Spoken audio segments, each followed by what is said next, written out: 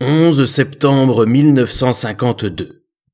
Le lendemain matin, Antoine et Tols étaient devant l'immeuble de Tib. Tib, Ils l'appelaient, Tib, t'es là? tout en jetant des pierres sur ses volets du premier étage. Eh oh, Tib! Tib ouvrit alors les volets de sa chambre au moment où Antoine jeta une pierre qui vint percuter le montant en bois de la fenêtre. Oh, mais vous êtes cons ou quoi les gars là? J'ai failli me la prendre. Il portait son débardeur de nuit blanc, signe qu'il venait de se réveiller. Allez viens, dépêche-toi, faut qu'on passe chez Pyro pour discuter. Ah ouais, ok, j'arrive tout de suite. J'en profiterai pour prendre des clopes au passage. Au coin de la rue, à l'abri des regards, fumant sa cigarette, Ooms les observait. Dans son appartement, Pyro était toujours au lit, en compagnie de la jeune brune qu'il avait rencontrée la veille et qui dormait à présent nue sur son torse poilu. Il fut soudain réveillé lorsqu'on frappa à la porte d'entrée. Il se leva délicatement pour ne pas réveiller la jeune femme, enfila un caleçon et alla ouvrir. Ses trois amis étaient là. Faut qu'on parle. Pyro jeta un œil pour s'assurer que la jeune femme ne l'avait pas suivi. Puis, fit signe à ses amis d'entrer. Ouais, venez, entrez les gars. Ils s'installèrent dans le salon, autour d'une petite table basse ronde. Pyro se saisit du paquet de cigarettes qui traînait dessus et s'en alluma une. Le cendrier débordait de mégots et les murs sentaient le tabac froid. La belle Bess, qui s'était habillée, entra à son tour dans la pièce. Mais que se passe-t-il? Ah oui, désolé, mais tu vas devoir partir là. Hein? Mais pourquoi? Parce que c'est comme ça, voilà.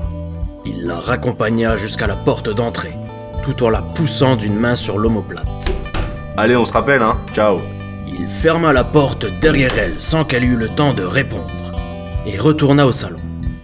Ça va? T'as passé une bonne soirée, toi, à ce que je vois? Ouais, faut bien, hein. Bon, Pyro, à propos de notre conversation d'hier. Ouais, je sais pas. Vous êtes tous partants, vous, ou quoi? Franchement, pas moi. Hier, avant de rentrer chez moi, je suis passé devant l'adresse que tu m'as donnée, Antoine. Ça m'a pas rassuré. On sait pas qui vit là-dedans, ni rien. C'est trop risqué. Alors ce sera sans moi, le gars. Non mais qu'est-ce qui vous arrive là? Mais moi je suis chaud à mort. Ça ne sera pas plus risqué que de braquer une banque, tu sais. Écoutez, pour ma part, j'ai prévu que le dernier braquage qu'on a fait serait le dernier, justement. Désolé de pas vous en avoir parlé avant, mais moi, c'est fini. Je préfère arrêter tout ça avant qu'on ait des problèmes. De toute façon, on a toujours de l'argent de côté. Mais craquez pas les gars. On va pas tout arrêter maintenant. Pyro, avec ce coup-là, il y a plus d'argent à braquer que n'importe quel autre braquage qu'on a déjà fait, même tous cumulés.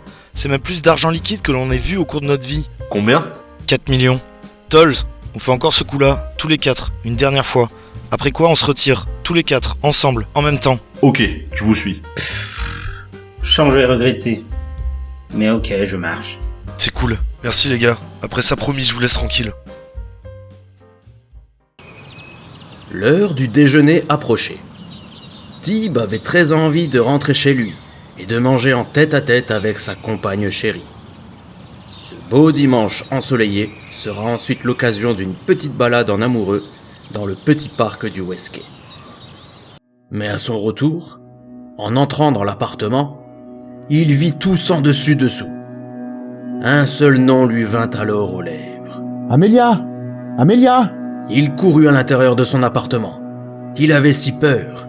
Son cœur battait si fort qu'il aurait pu lui perforer la poitrine. C'est alors qu'il trouva Amélia au milieu du salon, assise par terre, en train de pleurer. Toutes leurs affaires étaient au sol et en bordel. Tib accourut et la prit dans ses bras. Elle l'agrippa de toutes ses forces, continuant de pleurer dans le creux de son torse. Qu'est-ce qui s'est passé? C'est... il est venu ici, il cherchait de l'argent liquide. Il t'a touché? Non, mais j'ai peur, Tib. Tib prit un instant pour regarder le désordre tout autour de lui. Tous les tiroirs et placards avaient été ouverts, vidés de leur contenu, voire renversés.